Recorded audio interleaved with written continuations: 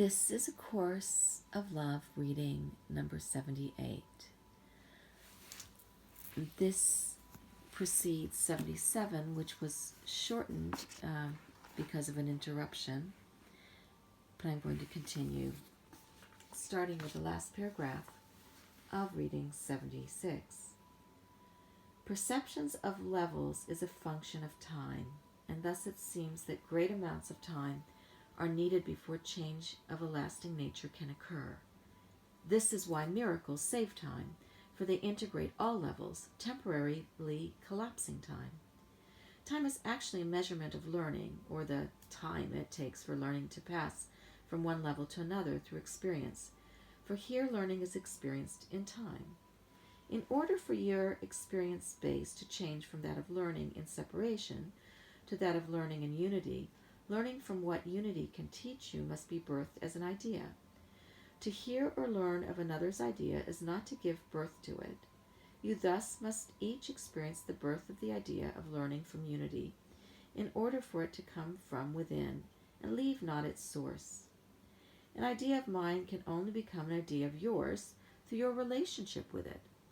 You need only to experience this idea in your own way, from the desire to know which all ideas are born, in order to give it life. Once an idea is born, it exists in relationship to its creator.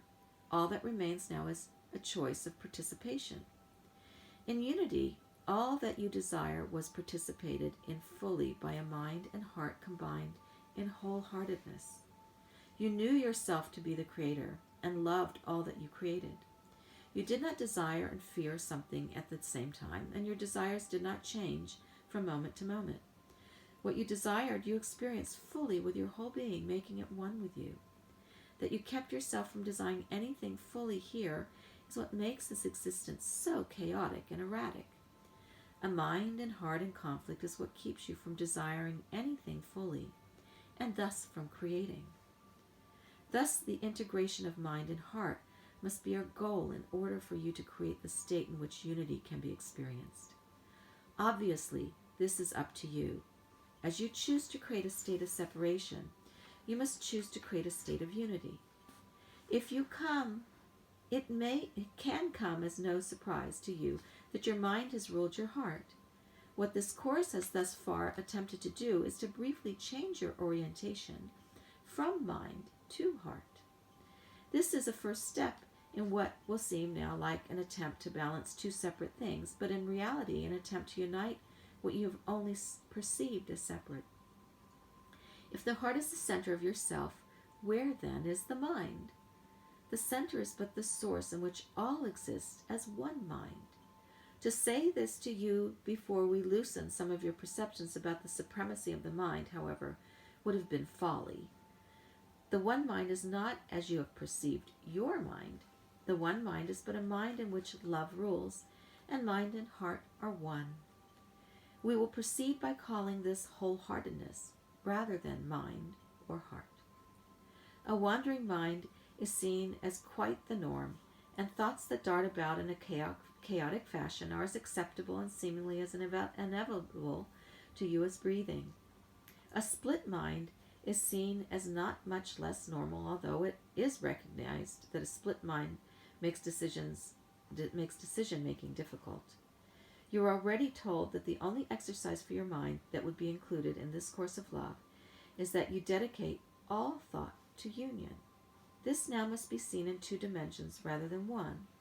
In addition to dedicating thought to unity with the whole, you must dedicate yourself to unifying thought itself. You do not realize what a wholehearted choice in regards to experiencing separation did. Wholeheartedness is but a full expression of your power. A full expression of your power is creation. What has been created cannot be uncreated. What has been created can, however, be transformed. Transformation occurs in time. Thus, transformation and miracles need to work hand in hand. The transformation from a state of separation to a state of unity is a miracle indeed, for this transformation requires recognition of a state that you cannot recognize in separation. While this is paradox, it is not impossible for the simple reason that you never left the state of unity that you do not recognize. Your lack of recognition can thus be overcome by remembering the truth of what you are. Unifying thought is more than a matter of focus or single-mindedness, although these are both steps in the right direction. Unifying thought is also a matter of integrating the thought or language of your heart with that which you more naturally perceive as thought, the words and images that go through your mind. We talked briefly here of emotions, doing so only to differentiate your feelings of love from your feelings of lack of love or fear. What we have as yet talked even less of, however, is what emotion covers up and the stillness that lies beneath. I've referred to the true language of the heart as communion, or union of the highest level, and of remembrance of who you are being the means by which you commune can return to you. So what we speak of now is integrating remembrance and thought.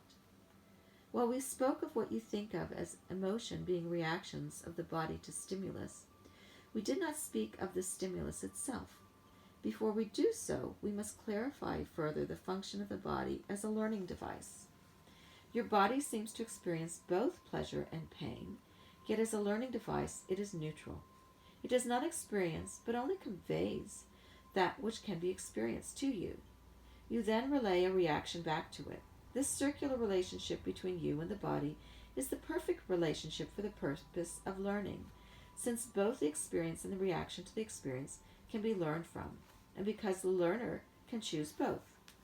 It is not, however, the perfect relationship when you have misperceived the body as your home rather than a learning device. Because you have misperceived the body as your home, there is, in a sense, no you to which the body can send its signals, and so the body seems to be in charge and to be both the experiencer and interpreter of experience. In addition, this misperception has allowed the body's function to go unrecognized. You thus have not recognized the truth of what causes pain, nor that you can reject the experience of it. The same is true of pleasure. Determination of pleasure and pain is made with the judgment of the separated self, who not only believes it is the body, but that it is at the body's mercy.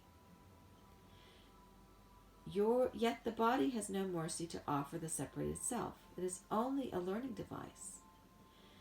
But you have not recognized this and have failed to learn that all you experience as painful is the result of feelings of lack of love, and that you have experienced as pleasure are feelings of love. This would seem to contradict what was said earlier about the pain experienced from love and your willingness to cling to it despite the pain you're experiencing. Yet the pain comes not from your feelings of love, but feelings of love lost. Having no one to receive and reject feelings of pain and replace them with feelings of love causes all your distress. Think not that you react to pain of any kind with a love from your real self that would dispel it. The self you have taken out of the learning loop is the self of love. That was reading 78. This talks about mindfulness, wholeheartedness, and creation. It also talks about the law of attraction, which you can find through videos made by Abraham Hicks and other books as well.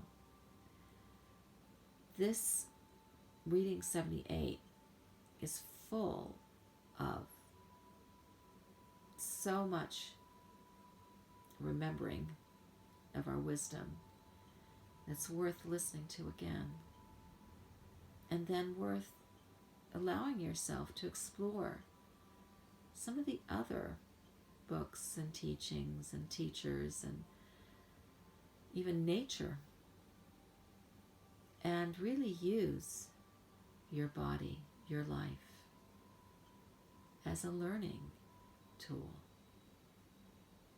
to expand your consciousness, expand your experience of love and peace and bliss and unity.